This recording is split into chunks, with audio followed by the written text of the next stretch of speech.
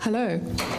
I'd like to welcome everybody to our symposium today. We're absolutely thrilled to see so many people here, and especially our panellists and our audience who are drawn from many different sectors. So Mark and I will be facilitating the panel today, and I'm going to turn it over to Mark Osborne now. And so Mark will welcome you and introduce the panel. Firstly, I'd just like to officially introduce and welcome all our panellists, and I'll start with Dr. Lewis O'Brien, or Uncle Lewis O'Brien. Uncle Lewis is a Ghana elder and an adjunct research fellow.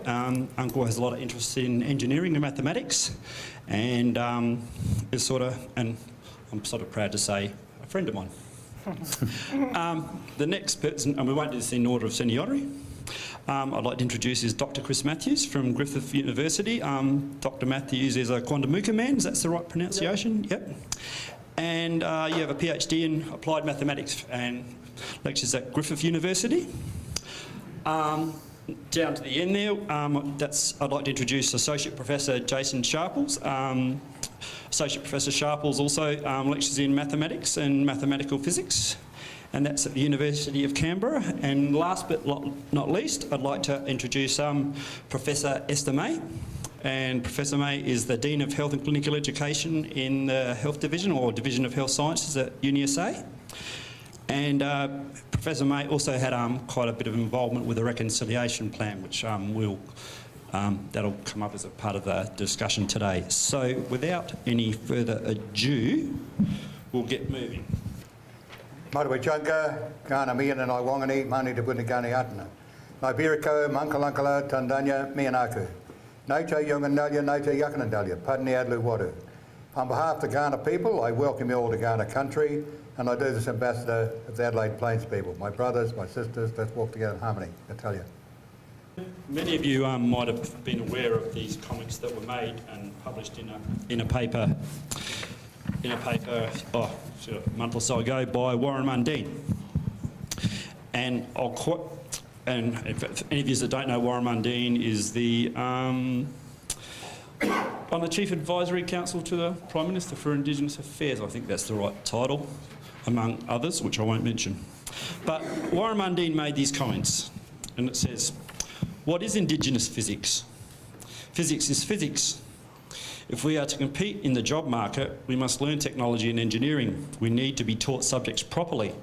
The idea that you have to have an Indigenous perspective, to be frank, is silly. The sciences and maths should be taught properly. I want to see Australian kids learning about Indigenous kinship systems, not paying lip service to Indigenous culture while learning addition and subtraction." Question 1. Warren Mundine, head of the Prime Minister's Indigenous Council, made the above statement in March this year. What's your response? Well, I think it's the implications that he applies when he asks that question, or states that question. He says, if you can't do physics, you can't do anything. And I don't think that's true. And see, because I've known for years, growing up in an Aboriginal community and talking to the elders, that our people knew a lot about a lot of subjects. Because I used to go around the education department and tell them our counselling methods. And when I told them our counselling methods, they said, "We do what you do." I said, "No, you don't, you do this." And why did they say that? Because they were embarrassed, because ours is a little bit more humane. And so you can see that I've seen this all my life. I've been asked questions all my life about different subjects. And maybe I should start with stating about women, for instance, because I think if we go off a tangent, we get a bit of a broader view of things. Women don't do mathematics, most people say. But are they any good at mathematics? Well, I was fascinated by one mathematician called Emily de Châtelet. Well, Emily de Châtelet translated Newton's Principia into French. Not only that, she corrected Newton. Newton said that energy is proportional to the velocity. And she said, no, it's not. Energy is proportional to the square of the velocity. And so she corrected him. And so when you see things like that, and she did mathematics and she was very good at it, and when you see women that take it up, they are very good at mathematics. And that's the same as Aboriginals. Can we do anything about physics? Well, let me read you from our dictionary. Because I find interesting in this book about Stephen Hawkins, and it talks about all the different physicists, and one is there is John Wheeler. In 1969, he suddenly saw that all the stars collapsed and they formed dark holes. And so, do Aboriginals know anything about that? Well, I've got a dictionary here written in 1840. And in this dictionary, and see, this is 120 years before Wheeler says that, Urakawi, the dark spots in the Milky Way. So at least our people did look at the stars and the heavens, and they did see dark holes. And so you can see that you can learn from anyone, because everyone does a study, and I found that all my life, that our people could look at things the same as everyone else. Not only that, Mary Gilmore makes an interesting statement in her book, because she had a property in New South Wales. And she said, I always got Aboriginals to count my sheep and cattle because they never made any mistakes. And why is that? Why don't Aboriginals make mistakes when they count sheep and cattle? And the reason is this, that Europeans count one at a time. And when you're watching sheep or cattle, they rush 2 or 3 through a race and you get lost. But if you count them 5 at a time, you don't miss them running through. And that's what they talk about Aboriginals. How far do they count? Well, our people count to 5. We go Kuma, Pulachi, Mukachi, Yerrabulla, Yerrabulla, Kuma. We only count to 5. But do we know more than that? I think we do. We know more numbers because we have birth order names that go to 10 for women and 10 for males. Catania's firstborn female, so one word's a sentence. Cardamaroo is firstborn male. My name's Warwick, secondborn male. Warrior is secondborn female. So we go to 10 and 10 on either side. So we learn subsidising, which is very interesting, because I read Marty Dodd's book and he said this. I went to round up 200 sheep. I didn't count them, I knew I had 200. And so he could subsidise very well. And people have found that over a long time that we can look at sheep and cattle and know the number we're looking at. And so you see, you can learn from anyone, and that's what we found out, because we ran conferences in this country for thousands of years, and I've analysed what we did. Because my uncle told me when I was a boy, the Nukanoo, the Nudgeri, the Gun and the Rungano all came together for 2 moons. And I suddenly realised why they came together for 2 moons, because they taught multi-subjects. Because you haven't got time today to do multi-subjects, you only do a week of it and you do one subject. But they came to us for education, because our people were educators, and a lot of the words in our book tell you that. Because I'll give you one word, because they say the smallest word in your dictionary has the most meaning. And I should give you one of ours, which is a very fascinating little word, and it's Yarra. And Yarra says, expressing the notions of individuality and reciprocity, distinct, different, one to another, both, twice, difference. And you think, what the heck's that all about? Well, really, that's the basis of the whole Aboriginal culture, and that's why people have difficulty with it, because we talk about 2 things. Europeans, or most of the world, talk about one thing. One step makes a journey, you've got to come down to one point. We say there's 2 things. We even have 2 truths, and people say, how can you have 2 truths? Well, I can say this to you. There's a truth in the story and the truth of the story. And it's relevant whether it's true or not. It's what you gain from it and what truths you can see from fiction and what truths you can see in fact. You have to know the difference. That's the secret. And so our people teach you how to think. And not only that, they put it in the language. Ninamani is how are you, Niwamani is how you two, Namani is how you all. So we go 1, 2, many, and we do that for a specific reason to get off of 1. Because I can tell you how they started with that sort of thinking. They started with that thinking with the word muka. Muka is oval, and so therefore they train muka into the brain and they say muka muka. And so muka muka tells you the brain is 2 ovals, and then you can work it out backwards, what they're saying to you, if the brain thinks twice, we should too. And that's what they go about teaching us how to think. And so we have to do a lateral all the time, we have to do an extra step, and a lot of people can look at a didgeridoo and just see a whole log. But what did we do different to anyone else in the world? Everyone had wind instruments. What did we do? We learned circular breathing. We do an extra step. That's why inventors like chatting to us, because we'll give them a lateral. Because when I used to watch inventions and when I worked in the railways, I thought every man had an invention, but they all said the same thing. I said, how'd you learn to do that? I listened to an Aboriginal. They always get a lateral, because we can do an extra step all the time. Because like when you're fixing cars, I see that in the bush mechanics. The petrol pump broke down. Well, Aboriginal thinks, where in the car can I get a petrol pump that I can use in place of the one that's broken down? And he said, I know, windscreen wipers.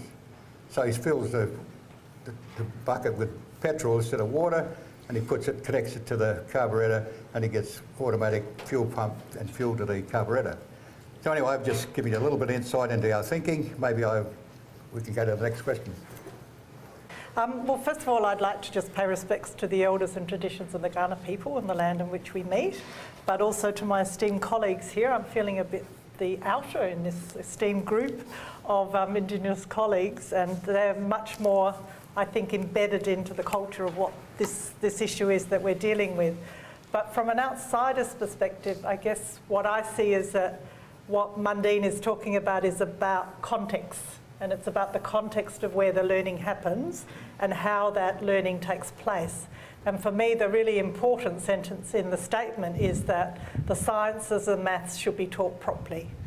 And that, I think, is the essence of what I see to be a core to today, is about, well, how do we do that so we engage our children and future children in the sciences, technology and mathematics area, and how do we make that as exciting and engaging as possible so that they do then do the transition into universities and into careers that are dependent on having population and folk that are really skilled within these areas.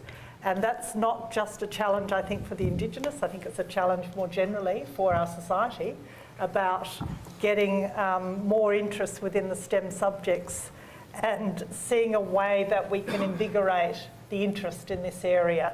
I think the context of Indigenous is really important across all of our curriculum, not just aligned to one area. It should be something that, as a university, from our perspective, is embedded across whatever discipline area it is.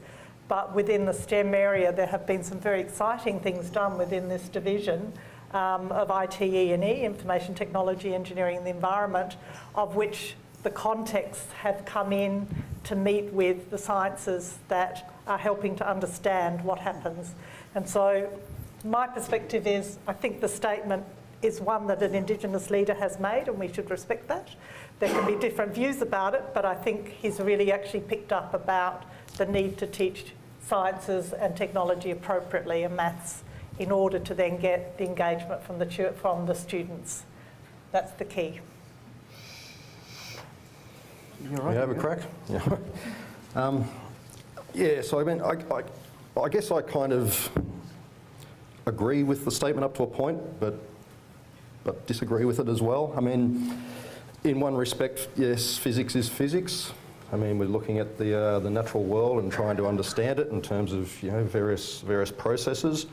But if you look at the history of physics, there's been a whole lot of different perspectives on it. I mean, during the Dark Ages was the Arabs who were sort of taking up the mantle and doing the physics there, and then, you know, during the Renaissance that had to sort of be transcribed and translated into sort of, you know, the more of the Western culture. So there's always been, you know, different ways of, you know, different cultural contexts to how physical knowledge is arrived at, and I think that's, you know, that's despite the fact that we sort of have this one sort of dominant Western approach to it now, there's still the room or the space there to sort of allow different perspectives. I think, really though, in saying this statement, it's almost like he's kind of missed the point of what the problem is, and it does come back to what does it mean by how do you teach STEM subject properly? I don't know. Still trying to work that out myself. And again, you know, I sort of agree when he says it's, you know, the idea that you have to have an Indigenous perspective is silly. Well, having to have it is, I guess, is silly, but there are cases where it's going to be incredibly important that you have that Indigenous perspective, because that's how you're going to get people to come to the table. I know for myself, I wasn't really interested in maths until I found out what it could do for me.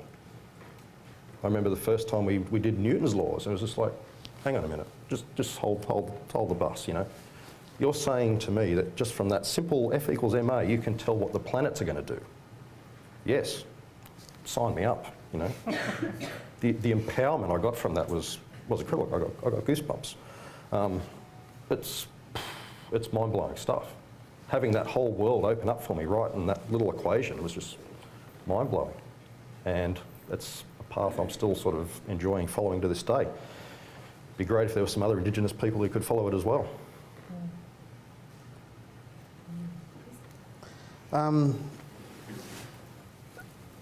I think what I want to start with is it's sort of a combination of all that's been spoken about today so far, is that physics, and so for that statement to be true, physics is just physics. You have to accept that it's not part of a cultural practice. And my point of view is that it is. Physics and maths is a cultural practice. And we already heard from Jason that it's been informed by many cultural backgrounds over the history. So we have this sort of corpus of knowledge that sits there that's been informed by all these different cultural perspectives. And even when it did come to the point where Europeans were, or what we understand through the Australian history, because we got colonised by Britain, so we adopted that European history that we see. Even through some of that history, you will see the influence of how culture comes about scientific discovery as well. And one example that really hit that for me when I was reading, I read that book, E equals MC squared, History of Equation. Is that a populist book? Just while reading on the plane. And that was the first sort of introduction of what Faraday's life was like, because I took more about the personalities within that book. And at that time, Faraday was only a young scientist, and the professor at the time, which his name was Humphreys, I think it was Humphreys? Something like that. Sorry? Davy. Davy. It was Davy. And he gave him the problem of looking at connecting the forces of electricity and magnetism, because someone done an experiment and couldn't explain why this phenomenon actually existed. The interesting thing about Faraday is that he belonged to a religious sect at the time that actually firmly believed in circular patterns. So from that belief of circular patterns, he used his imagination to sort of come up with what possibly could be happening with electricity and magnetism. So from his different cultural worldview, if you like, or different way of seeing the world, he was able to then set up the connection between that. So if we go down this line that physics is just physics without any of this sort of other cultural input, we can miss out on some of this fruitful stuff. And as Uncle Lewis is trying to say, is that Aboriginal cultures has had a philosophy for over 40,000 years, and a knowledge that's been developed over those years, and people don't even really understand what that can offer within this space. We truly don't even understand what we can offer in this space. And the only example that we have at this point in time, I believe, that shows this potential is the story of David Unipen. Let's do a little experiment. Has everyone heard of the name David Unipen? Put up your hand if you have. Right up so I can see it. See, this is a good turnout so far. Keep them up. There's a good turnout so far because most people, like when I say that in Queensland, keep them up. I'm not finished yet. You know, because when I ask that in Queensland, you get one person put their hand up, perhaps. Now, the reason I'm going to keep your hand up, I want you to then keep your hand up if you were taught that in either primary school or high school. One person. Yeah, and the $50 note. Yeah, sure. So there's one person that knows about, two people knows about this from primary and high school. Now, we all know the story of David Unipen, and one of the things that I value about him was the fact that he did connect Aboriginal culture and science in a sense, you know. Yeah, he did, not in a sense, he did. And one of those examples that he actually invented the rotary blade for a helicopter, looking at the aerodynamics of the boomerang. So he was taking that essence of both to create this thing that was before its time. And even in his other inventions that he's famous for, which really annoys me a lot even to this day, because he invented the hinge to make the shears driven by mechanical means. So he actually revolutionised the shearing industry. And we all know that Australia's economic development rode off the sheep's back. So David Unipen was the person who made that a reality for Australia. But even to this day, if you Google David Unipen, he is undervalued by the fact that they'll say he improved the handpiece. That's all they say, they improved the handpiece. That's it, full stop. And even then, that little experiment, we're seeing how much it's not part of our history. So there's this constant silencing of what Aboriginal people can actually offer within the space. So I'm trying to make 2 points here, that physics, science, maths is a cultural practice, and that cultural worldviews can influence and have a strong influence on how that is developed. And if we keep this monoculture of the mind, if you like, then we're going to lose that. Can I just perhaps add one thing? Yeah, sure. Oh no, I've got a mic, that's right.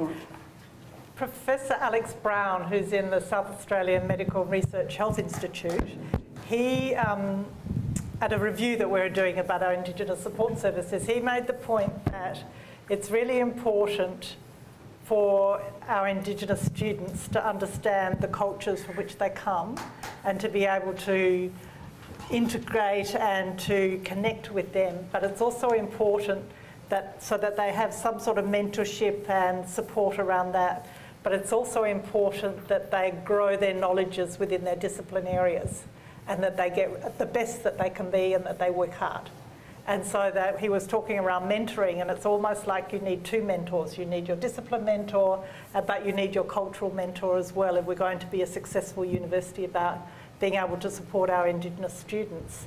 And I think, to me, that sort of resonates a bit in what's being said here, is that, yes, we need any student, but if there's a subgroup to be looked at like our Indigenous, we need them to work really hard within the area they are, but we then also need to know that we've got appropriate support mechanisms around for them to be able to come together within their communities and understand their culture, their heritage, their connections to what's being taught, to discuss it with the cultural overlays, which at best can be done within their own groups, with their own mentors. And I think, to me, if we get that right, we may find that we actually attract more students into this area.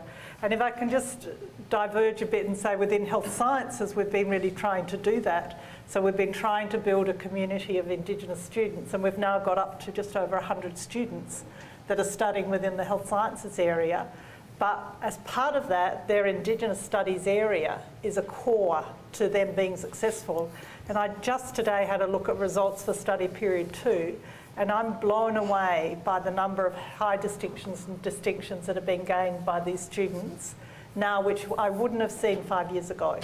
So there's something, it's translating about the cultural safety and the connection that they're feeling about having a space and a cultural respect that's translating into performance and work. It's not about, they're all talented, they have to be to get into the areas, to get into university. It's about how hard they try and the confidence around it. And somewhere you've got to get both right. You can't just do one without the other, it's got to be connected in some way. And I think that, you know, part of the STEM area is also about not just looking at how do you get it within the subject discipline area, but how do you actually get the environmental stuff right at the same time. But also you've got to have the environment right by actually making sure that it's part of your curriculum for all students as well. That's right. You know, it's just not about separating Aboriginal students into a mentor group. It's about having the curriculum set so non-Indigenous people actually learn to value what Aboriginal people have to offer, or what Aboriginal knowledge has to offer. Agree totally. But also how science has played its role in the colonisation of Australia as well. Because if we don't learn from those past lessons, then we're just going to keep on repeating it. Yeah, good points. Yeah. We'll take one comment from the floor just briefly, and then we'll move to the second question. I think the idea that you were saying about science being a cultural practice resonates with me. And I think that there is some light at the end of the tunnel, because the new ACARA Science National Curriculum has a strand called Science as Human Endeavour. And the whole idea about science being a human practice and being carried out by people gives us opportunities to explore what that means with our students in school. And I think one of the challenges for the science educators at this university and other universities around Australia is to help our teachers in schools to understand what science as a human endeavour means for them and what it means for their students. So I think there is the potential structural framework for the idea about science as a cultural practice to be spread. We just need the ways and the means and the pedagogies to be able to do it successfully in ways that connects with our students and with our schools. Thank you. We're going to turn to our second question, which is as follows. What are some ways to bring Indigenous perspectives into the STEM curriculum? And for this question, we're going to ask Chris Matthews to start. Well, first of all, I mean, you'll know from my point of view that it has to be seen as a cultural practice, science, maths, technology. And once you come from that perspective, it actually starts opening the door to different ways of thinking about teaching mathematics and science. I like maths more because that's where I sit. So if I talk about maths more, forgive me. But there's two things there, because this idea that even what Mundine's saying, physics is physics, really comes from this notion that maths and science are seen to be this objective culturalist thing. Yeah, that you strip all your bias out to find some sort of ultimate truth. Is a sort of the idea. But for me, you cannot sort of have an objective view without deciding it for yourself. So objectivity sits within a subjective framework, which we're calling culture and all that sort of stuff. So besides that, to introduce the idea within the curriculum, once you sort of take this idea that maths and science is a cultural practice, then we get to the root of what actually maths and science actually is. And for me, maths is really, you actually observe the world around you, you look at what you're interested in, you go through an abstraction process to create this thing called mathematics. And then once you create this abstract representation of reality, the thing that you should do as a scientist or a maths person is to reflect and see whether it's a good representation of reality. And that's what you do, every single day as a scientist. You do this sort of cycle, sort of figuring out where you want to go with that. Trouble with our education is we don't allow any student to engage in that process when we teach mathematics in particular. We sit fairly firmly in manipulating equations and doing the functionality of mathematics without any of that sort of introduction or that reasoning behind it and that creation of coming from that world into this maths world. And when you go through a cross-cultural space where there is, a language and certain other things, you can start playing with the idea of allowing students to express themselves within that learning because you're allowing them to create for themselves. And we've even had go ideas, of allowing students to start with what we've been calling the story in the students' reality, and then allowing them to create symbols to represent that story, create them for themselves, and then building up a connection to how that fits within mathematics. So I suppose what I'm saying is, for me, the fundamentally best way to actually engage Indigenous perspectives in the curriculum is to allow students to self-create within that, to create within that space. And also the other aspect to that is once you actually get to the root of that, what is maths, it even opens the door to start connecting with the communities that your school is situated in particular Aboriginal communities, to actually start talking about, what's your idea around growing, for example. If that's the idea you're looking at, what's the idea about growing, and talk about growing, and then look at how that is represented in mathematics. The thing that I sort of don't sort of subscribe to is the overlaying of maths on cultural artefacts, and you see that a lot within across in a whole range of different cultures, where they might take a painting and say, look at the geometrical shapes in there. Because what you're doing by doing that is you're not valuing the cultural practice of the people who created that artefact in the first place, or that picture, or that abstraction in the first place. and you're not understanding the knowledge of the meaning that's behind that. You're just overlaying it with something else. Does that make sense? So the only way for me to think about actually indigenising curriculum is to, you know, allow people to create for themselves, if that makes sense. And in history, that's what people have done. People have had the opportunity to take this multicultural knowledge that sits there and engage with it as a cultural entity, and that's what happened when it's translated to Europe from, you know, the Arabic world and so forth in the history. And even if you think about Chinese students, they will sit there and learn mathematics through their own cultural lens. So somehow education has to open that up for Aboriginal students. And currently what we do is we actually tell our students that we have to learn through the English way. And a lot of maths educators will say, you know, to our Aboriginal students, you have to learn mathematics by learning this set of English words and this set of English way of thinking, if you like, and then you engage with mathematics. Aboriginal people aren't afforded the opportunity to engage with it within itself. So this is why I'm really caught up on this creating within your maths courses and in the curriculum. I hope that made sense. I feel like I'm waffling. I'll finish it there. Yeah, okay. Look, I think we should follow the Aboriginal idea and tell stories. And I should give you a couple of Aboriginal stories and I'll give you a European story. When I was a young boy, I heard about Granny Lena, and she worked as a midwife with a doctor. And the doctor said to her one day, "Granny, you should get your midwifery certificate." And she said, "Doctor, can I remind you I'm 70 and blind?" Now there's a 70-year-old woman working with a doctor, had more knowledge than he did, and he knew that. And why did she have more knowledge? Because if you remember history, midwives did know a lot more than doctors, because doctors came in later. And I wondered about that to myself. Why did that blind woman know more about giving birth than the doctor? Well, she used her blindness in a very interesting way. She could pick up the clothing of the woman and smell it and know what's wrong with her by the smell of the ailment.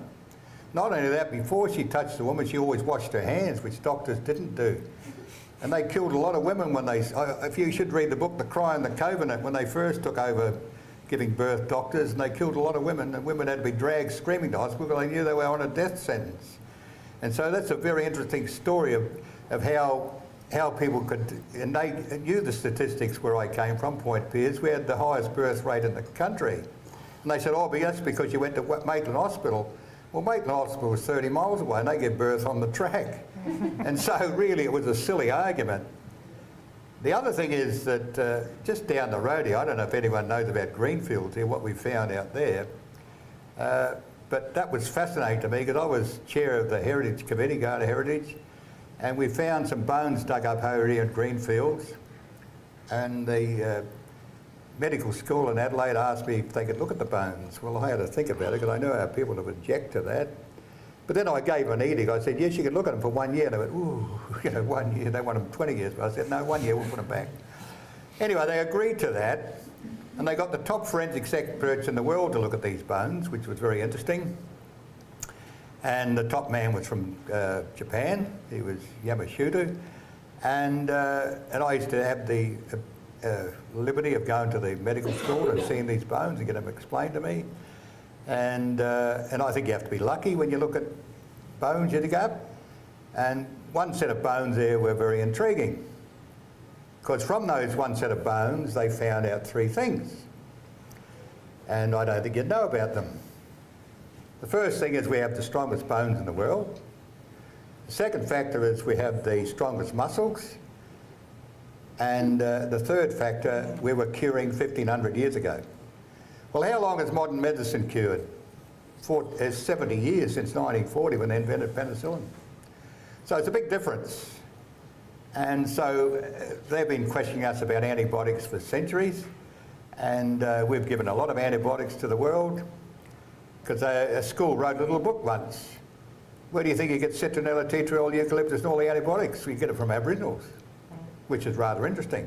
I knew that in the 30s and 40s when I seen doctors coming out of my house, where I lived. The doctor would come in and say, oh yes, where's the patient? Oh yes, over here. Well, he'd take his pulse, put a thermometer. Oh yes, what are you doing? Carry on. And I thought, what a lot of nonsense that is. And then I read the book, Bedside Manner, and I thought, what sort of a witch doctor are these people? So you see this, how we hide our little, existence sometimes, our beginnings. Of course, doctors are very clever today, but it's taken them a while.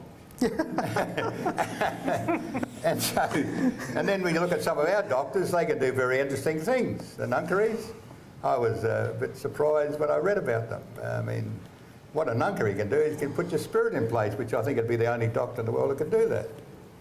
And so you find these little fascinating interludes. But then I should tell you a little story about Avogadro that pleases me, because this is the thing I find that I had to do when I went to school. I had to go and search for the stories that were equivalent to mine. And I read about Avogadro, and I was fascinated with what he said. He taught physics in the Turin University, and he went to his students, he said Dalton did an experiment when he took 1 pound of oxygen and 1 pound of hydrogen and made 1 pound of water. And he said to his students, what's wrong with that statement? Well, it's obvious you can't have 1 and 1 equals 1. And so he was saying in that statement alone that scientists don't always make scientific statements, even though it's practical and what he actually did, but it's not scientific. You can't have 1 and 1 equals 1. And so there's a man without any experiments, thinks about it and invents moles and molecules. So he said if you take 16 molecules of oxygen, 32 of hydrogen, you make 40 out of water. Well, it makes perfect equation, makes perfect sense. And the professor said, right, that man's right. And so it wasn't until 10 years after he said that the world got moles and molecules. Now we all learn about them. And so you can see that stories are the source of a lot of information, and it's an introduction to subjects, and it's something we should start thinking seriously about doing, because it gives you an introduction to the way you think and the way things are developed, and gives you the thought patterns of what people do. I'm going to suggest we move on to Esther. Okay, thank you. Thank you, Uncle Lewis. So fantastic. I think from what I've seen in being able to influence some Indigenous perspectives, there's a few ways. One is through having Indigenous staff, and I think that's probably the critical difference that we can make if we can get our employment numbers up, even towards the targets that have been set about what we're trying to do, around 1 to 2% of our academic staff being Indigenous. I was talking to Jason before, and he tells me there are three Indigenous mathematicians in Australia. I mean, we are challenged around being able to move forward. We got 2 here, aren't we lucky? I was saying there was 4. There's 4. There's 4. Nick Beaton from Tasmania. Oh, okay. Yeah. There we are. 4. Anyway, it's less than a handful. I'll let him know the list. But it just shows the challenge that we've got around trying to move this forward without having the integration within our teaching teams of having people that truly can represent the Indigenous perspective. I think the other really important group are Indigenous students. They can bring with them their own cultures, their perspectives, and I think that approach that Chris is talking about, where you use an inquiry approach which allows people to overlay their culture and cultural perspectives within the discipline, will certainly help that. But at the same time, that has to be done well, and it has to be done in a non-challenging way with a certain level of safety around it. I've seen some instances where that's been tried and it's not been a good outcome. So there's training that's required as well of the academics that are trying to do that with the students that we need to be aware of. I think another really important way that we can do it is through our research. I mean, we have Sue Semple here today that's doing some fantastic work with some Indigenous colleagues about some of the compounds within the medicines that you've been talking about, Uncle Lewis, and in a very respectful co-creation type of way. So, and if that gets fed back into the pharmacy students, then they get a completely different view about how you can go about doing some of your drug discovery type work using the history and the stories of what's come before. So I think there are ways that we can do it, but it takes care, it takes respect, and it takes a certain amount of hard work, step by step, to make it happen. Right, well, I mean, I guess one way, well, a good way, I think, to bring an Indigenous perspective to STEM is actually just tell the truth. And, you know, there seems to be this myth out there that, you know, science and mathematics and practices like this are kind of at odds with traditional knowledge. I mean, I don't know where that came from. It's just not true. I mean, I guess, you know, once the sort of the early, when the Europeans came, there was a kind of a period of time where, you know, there was this sort of willful deconstruction of you know, Indigenous engineering works and so on. Some still remain. I mean, you get good examples of the fish traps at Barorana, a good example. Yeah, clear evidence that these people understood hydrology. They understood, you know, how fluids move. They understood ecology. Okay, I mean, these are scientific things we don't really have a good handle on today. But there's all these examples of things out there where Aboriginal people were doing things which were engineering or science and technology related. We need to tell people about those. I mean, you know, where's the book that says these are all the things that the you know, Aboriginal people have done through history? You know, teach people about what David Dinalpon did. You know? Just, I think it's one of the main things we really need to do is just try and get rid of this myth that Aboriginal kids are no good at maths. Not true. And education's full of that though too. I mean, just tell you one more quick story. I have a bit of a bad, I can't talk.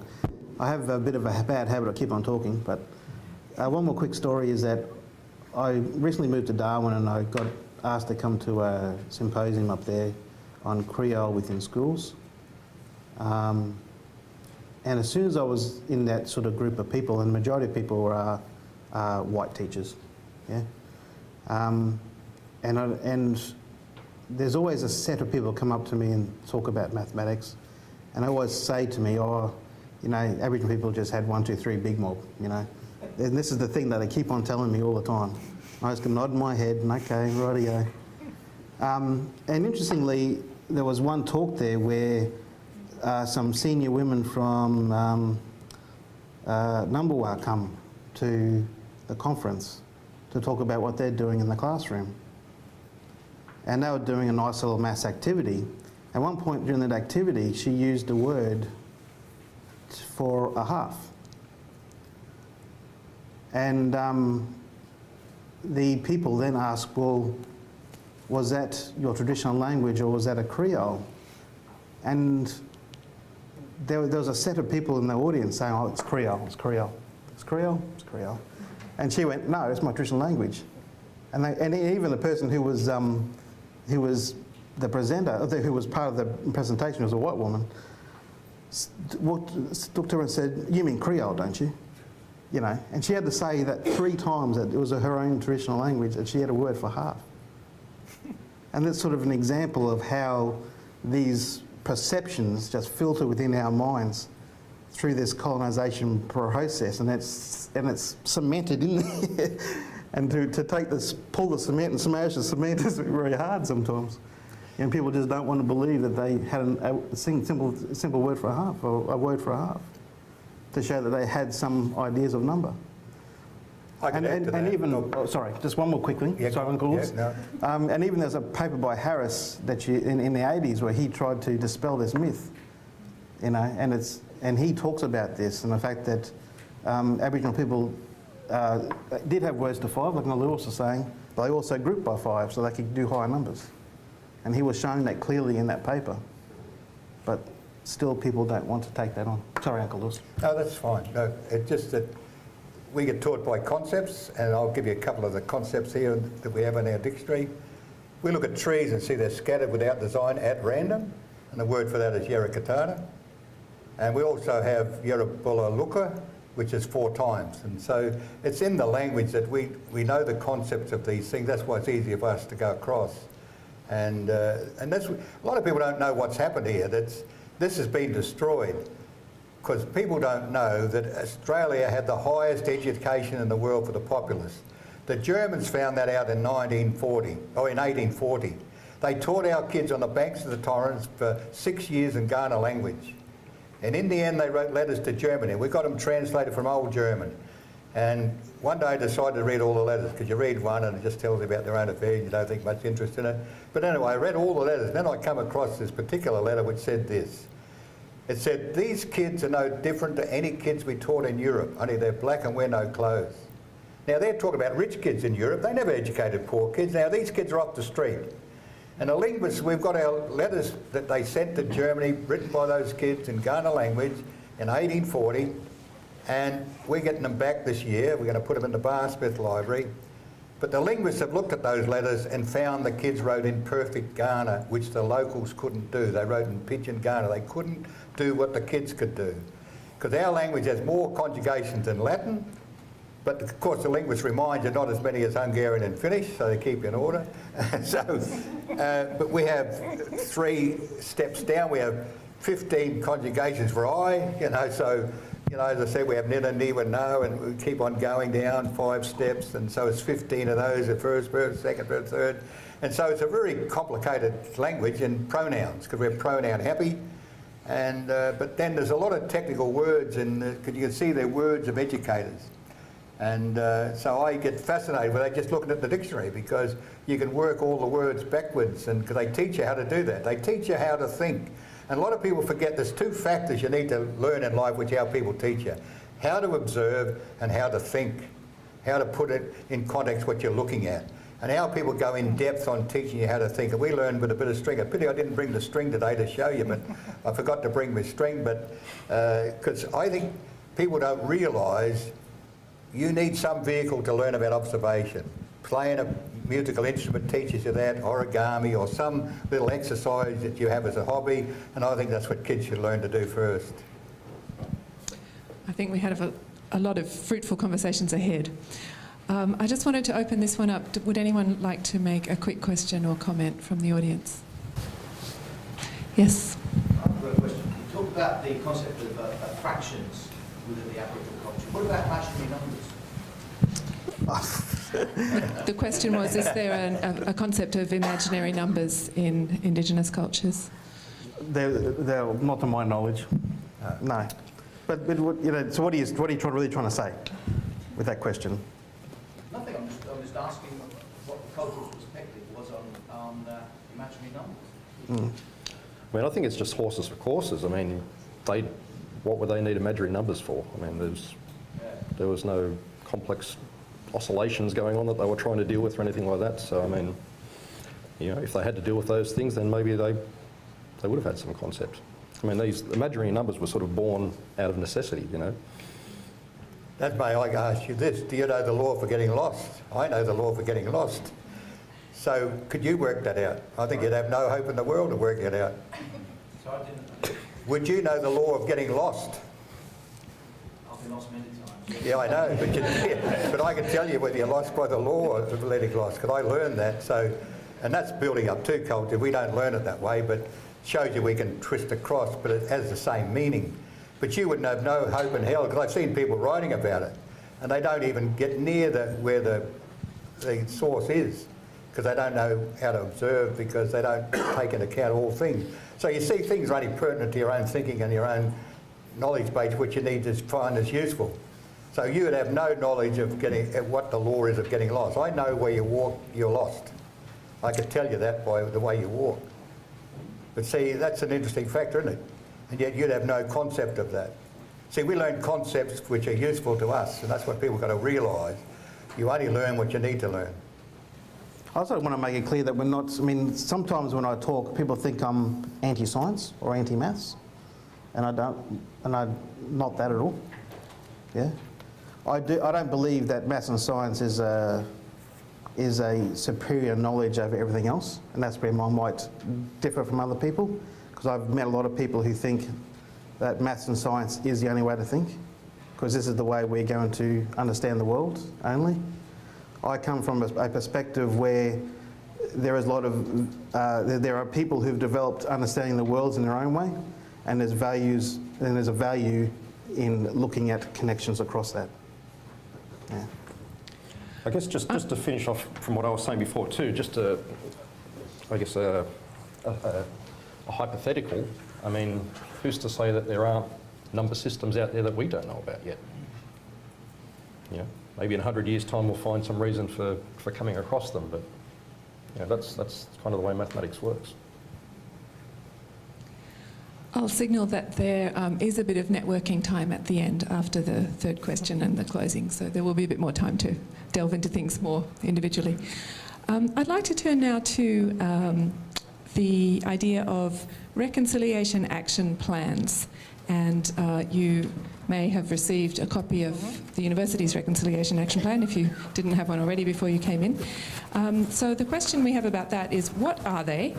And why are they important in educational institutions? Also, how are they taking place at UniSA right now? And what more do we need to do? So for this, I'm going to turn to Esther first, who has been with Professor Peter Buckskin, who sent his apologies for today. He wasn't able to be here. But Esther and Peter have been co-chairs of the UniSA Reconciliation Action Plan process. Esther. Okay, thanks. Look, I might just start by giving a bit of background about what a Reconciliation Action Plan is and why UniSA have gone down this path. And I think that I'd just like to acknowledge there's a couple of members from the steering group that are here with Deanna Hargent-Nichols and Steve Dowdy. Is there any others? Yes, Mafus, of course, sorry. Yeah, absolutely. So we have quite a team here that were involved in the process. But I think that for UniSA, the process started well before when we actually got a steering group together to work on what would this plan look like. Really from Peter Buckskin's leadership, there was a real push about the institution recognising and acknowledging the culture, the richness, the knowledges, the Indigenous knowledges that have been brought into the university and are core to what its essence is about, particularly because our Founding Act has within it that we will work towards the education of Aboriginal people. And it's something that is just core to the essence of what UniSA is about. And I think all of our Vice-Chancellors have really felt strongly about that. I think that with David Lloyd coming when he came a year ago, is it now? A year and a half ago, something like that, he really grappled and accepted that this is something that was important to UniSA. And so he really supported the process of us putting together a Reconciliation Action Plan, which sits under the framework of Reconciliation Australia. So if you go to their website, there is fantastic information there about what plans are, who has been involved in putting them together. There's currently, I think, 11 universities that have Reconciliation Action Plans. And within that, it's really the institution looking towards how can it better improve, how can it improve its relationships with its Indigenous students and staff and communities, but also how can it create positive change towards reconciliation. And it's a vehicle by which an institution at an organisational level tries to do that. So within our plan, and there are 4 levels of reconciliation action plans, they start at a sort of a reflective level, looking at what you're doing, reflecting about it, thinking about how you can do things better. There's then the next stage is innovate. So what are you going to do here that's actually going to produce some of that positive change and have some innovation? There's a stretch reconciliation plan, which is really going to the next level of trying to integrate systematic change and acknowledgement within the organisation. And then there's one called Elevate. And Deanna just sent me the other day that Westpac Bank have got to the Elevate stage within theirs, and they have some most incredibly outstanding programs around cadetships, business-to-business type arrangements of supporting Indigenous economies and communities, a whole range of activities which really do put them at the high end of what reconciliation's about and how an organisation can demonstrate that. UniSA aspires to get to that. We're at the Innovate stage. So we came in at the second level, which I think is, very good acknowledgement of the work that has gone before us. And none of this started at the time we decided to do a reconciliation action plan. But I think all of us that have strong feelings about reconciliation, about recognise, about the recognition within the Constitution, would be saying that we should be aspiring to elevate. an Elevate RAP into the future. And I know our Vice-Chancellor is, and our Indigenous academic leaders are certainly behind us getting towards that. There's a long way to go. You know, we have small numbers of Indigenous staff within the institution that we need to grow. We have our numbers of Indigenous students need to grow. We have, you know, volatility about some of those numbers. We need to get pockets of excellence where the students will just come because the word of mouth and communities are saying that's good places to be. I think our college is starting to be a centre of excellence around that, attracting in Indigenous students via the pathways process that we've got. We've got our Australian Indigenous Mentoring Scheme that we have partnered with AIM, of which we have students and mentors from our student bodies working with Indigenous students in schools. So we have, again, some fantastic activities that are happening that get captured under the RAP, but none of it is possible without a real sense of commitment and acknowledgement about Aboriginal cultures and knowledges. And that until we, as white people, understand and get to know some of that better, we can't actually make that move forward. So from my perspective, the RAP is about actually raising awareness and then getting people to question and increase their knowledge about Indigenous community, about what's meaningful to our Indigenous colleagues, having the discussions, talking about different perspectives so that better understanding happens across the boundaries of both Indigenous and non-Indigenous. We as a university, like I said, we've really bought into this. We also have claimed within our University of South Australian Crossing the Horizon strategic plan that we have an aspiration to become an Aboriginal university of choice, which means that we will attract lots of Indigenous students into all of our discipline areas that are meaningful to them. And we have elders that are helping us to try and work towards that aspiration.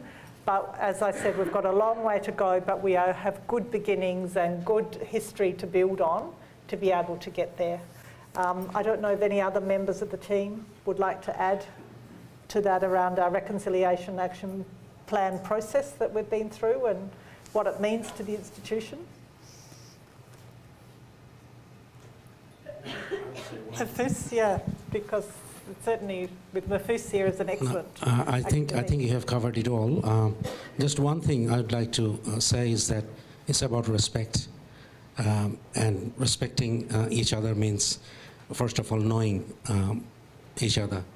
And RAP, I believe, will help us in that journey, developing respect for Indigenous culture, Indigenous people. And if we have that in our heart, I think we're going to succeed and go, as you said, to the elevate stage as soon as we can. Thank you. We're running a little behind. We've got yeah, oh, sorry. Yes. I just wanted to add to Dennis's comments. I think, of course, the other key element in Reconciliation Plan is Davey Knighton College. The Davey Knighton College, which is education and research, which houses the Indigenous support centres and which Mark's involved, and also is doing leading work in Indigenous research. Absolutely. Absolutely. And Stanley was part of the steering group as well. Stanley Nangali is head of that school and that area. So, absolutely. Jason, could I ask you to say a few words?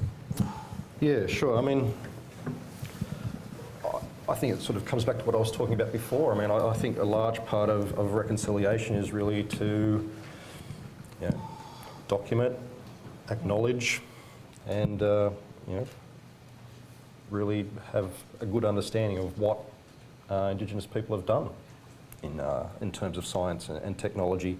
I mean, way back into the past, right up to the present day. I mean, we have people like Rowena Ball at the ANU. She's an ARC Future Fellow. I mean, that's cream of the crop. Why isn't she used as an example more often? I think a lot of it, as Esther was saying, it has to be sort of driven from the other side as well. That Aboriginal communities really need to see that to really make reconciliation a real thing, they need to engage with white fellas as well. As I said before, there's a real empowerment that you can get by studying science and mathematics. By studying science and mathematics, you open yourself up to these sort of higher level jobs where you can actually have more of a say in the way things are done. If we're not getting Hindi kids to come to the table and learn science and maths, how's that ever going to happen? So I think there's a real, well, there's a lot that needs to be done there. That's all I've got to say. Uncle, would you like to say a few I words? think it's been pointed out from lectures overseas, Aboriginal are really a hidden social capital. And how many people know that we had a Rhodes Scholar from here, Rebecca Richards? So you can see if you give people opportunities, they'll achieve. And the more you give opportunities, the more you achieve. I can tell you this. I started in the education department in 1977, and we only had 9 kids in year 12. I was appalled to see that low number, because we weren't allowed to go to schools.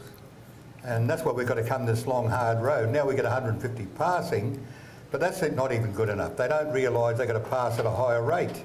And so there's all these lessons we have to learn going along. But see, I know that that's the path we have to go down because I come from a long line of educators. And not only that, I should tell you what I've been researching myself about that. I knew we ran conference in this country because my uncle, as I said, told me that. But it's also the Germans wrote the word down, Bamba Bambalya. But I also know what extras we learned from that. See, I know that we learned that every culture in this nation had knowledge that we didn't possess. And I'll give you a few examples. I learned that the Burong people were stargazers, and they knew more about the stars than any other Aboriginal group in the country. Well, they taught us to look at the stars. Now you go here to Mawson Lakes and see Ghana by the stars because we learned from them. Adnamutna people are environmentalists. They won a World Environmental Award in 2000. They set aside 82,000 hectares of land to be protected, the first Indigenous group in the world to do that.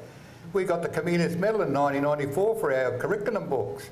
So you can see there's a resource there that we should build on. And not only that, we should look at the Ottoman Empire. They failed to educate their people. That was their downfall. And so we've got to take lessons from around the world. And not only that, how many people know 2 Aboriginals were buried outside the gates of the Vatican? And why are they buried there? Well, they went over there as, to learn about becoming priests. Not only that, they were fluent in Latin. Not only how many know the story of Bennelong, why he went to England. Everyone thought they dressed him up nicely, he spoke English. They didn't take him to England because I found out in fine print that he was an expert on Latin. He won prize in Latin. Well, they tried to see if they could beat him. They couldn't because his language is based near to Latin. So that's how he could be expert at Latin, because he's coming from a similar base. And so you can see that there's a hidden history there. What about explorers? Explorers that succeeded in this country always had a guide, and that was Aboriginal. And they knew that because that's what was being destroyed. A lot of people don't know that. They destroyed a high educational system and highly skilled people. Dr. Penny wrote a book in this state in 1969 which said traditional people and educated people. And I knew that growing up, that our people were highly skilled and highly educated and they could transfer across. And why did he write that book? And in the book he tells you, he went with a 10-year-old boy in the bush and the kid could tell him every plant that he'd come across, what it was, what could be used for it, and he knew that kid knew more than a science student in second year in high school. And that he'd been taught by his local community. So you can see there's a wealth of knowledge we can exchange, and if you build up people and we regain back some of our knowledge, this country will progress again. They not only progress on one level already, and that's in inventions, but I think intellectually we could progress a little bit more too if we exchange some more of this higher knowledge that some of our people possess. Reconciliation action plans. From my experience, they're a good start, but I don't think they go far enough. And the reason for that is that we're coming from a history of the notion of social inclusion, where we've been allowed to come to university, if you know what I mean. So we're always on the periphery and the fringe because we're allowed to come to university. And we're not part of the university at this point in time.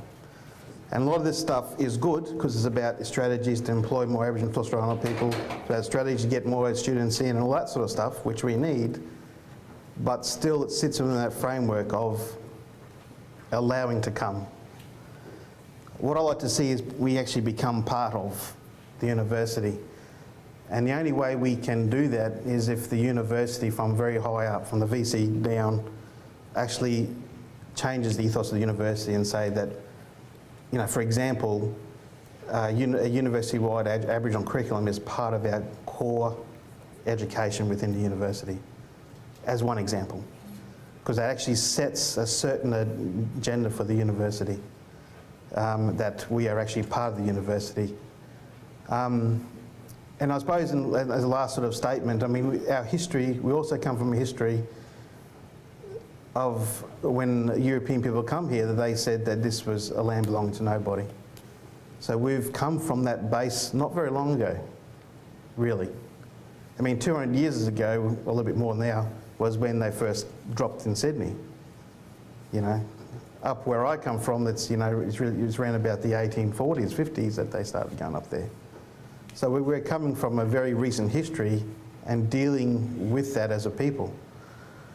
Still, and I mean as a people, as in both Aboriginal and non-Aboriginal people, because that point in time actually defines how we relate to each other.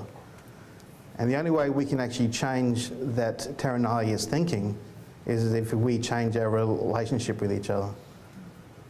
And we start the process of valuing rather than devaluing, and see where that actually takes us. And doing that, there is a leap of faith in doing that, because we're not quite sure where we're going to go with it. So there is a leap of faith. But I would applaud the university that takes that leap of faith and actually does something like that.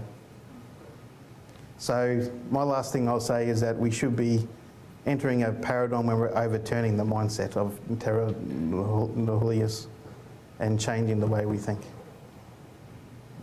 Thank you. Right.